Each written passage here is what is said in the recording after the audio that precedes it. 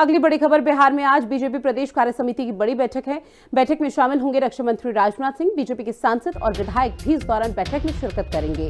विधानसभा चुनाव को लेकर खास मानी जा रही है ये बैठक और माना यह भी जा रहा है कि विधानसभा चुनाव जो कि इसी साल के अंत में होने हैं बिहार में, उसको लेकर किसी तरह की कोई विशेष रणनीति बिहार में बनाई जा सकती है। तो बड़ी खबर, जहां विधानसभा चुनाव को लेकर ये बैठक बेहद खास, लगभग सभी तैयारी हो चुकी है। तो आज बीजेपी प्रदेश कार्य समिति की बड़ी बैठक बिहार में होने वाली है। बैठक में शामिल होने जा रहे रक्षा मंत्री राजनाथ सिंह, बीजेपी के सांसद और विधायक भी इस बैठक में अपनी उपस्थिति दर्ज कराने वाले हैं। बात अगली खबर की, जहां भारत के विदेश मंत्री एस जयशंकर ने संयुक्त राष्ट्र में आतंकवाद के खिलाफ एक बार फिर से कड़ा रुख अख्तियार किया। पाकिस्तान को उसकी औकात बताते हुए दुनिया को एकजुट होने की अपील की। साथ ही यह भी कह दिया कि आतंकियों को किसी भी सूरत में अब बख्शा नहीं जाना चाहिए। ये रिपोर्ट देखिए।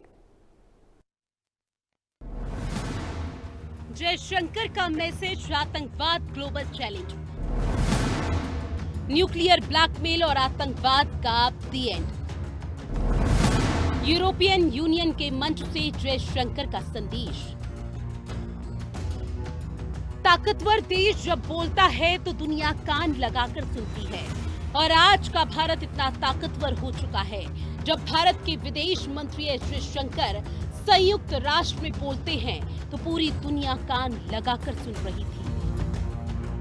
वहीं भारत के विदेश मंत्री एस जयशंकर के बयान ने अंतर्राष्ट्रीय मंच पर हलचल बढ़ा दी है।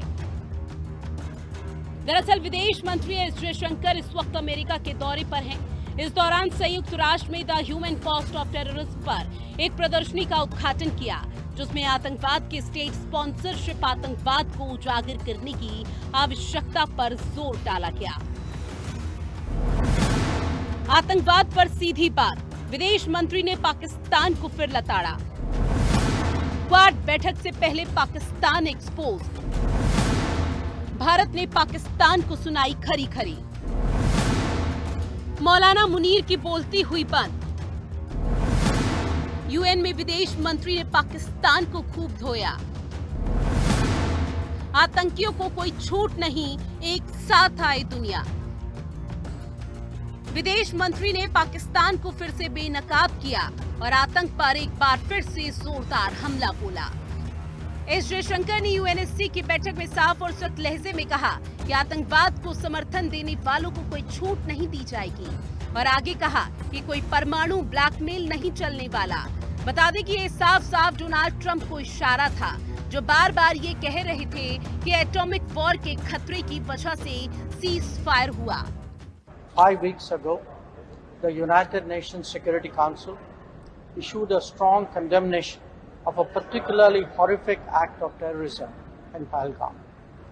It demanded that its perpetrators be held accountable and brought to justice. We have since seen that happen.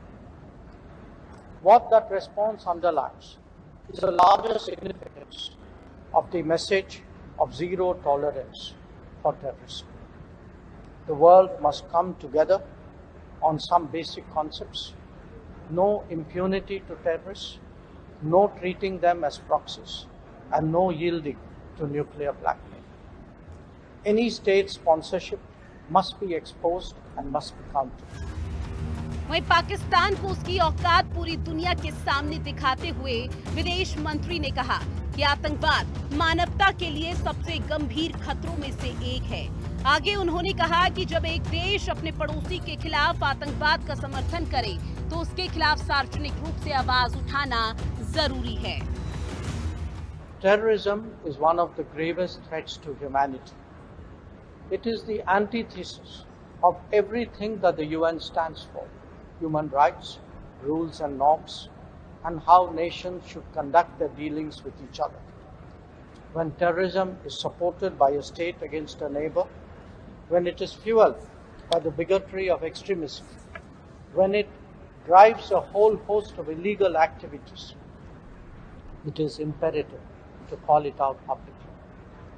And one way of doing so is to display the havoc that it has wreaked on global society. अब विदेश मंत्री की तरफ से एक बार फिर से दुनिया के सामने समझा दिया गया कि पाकिस्तान की हैसियत क्या है।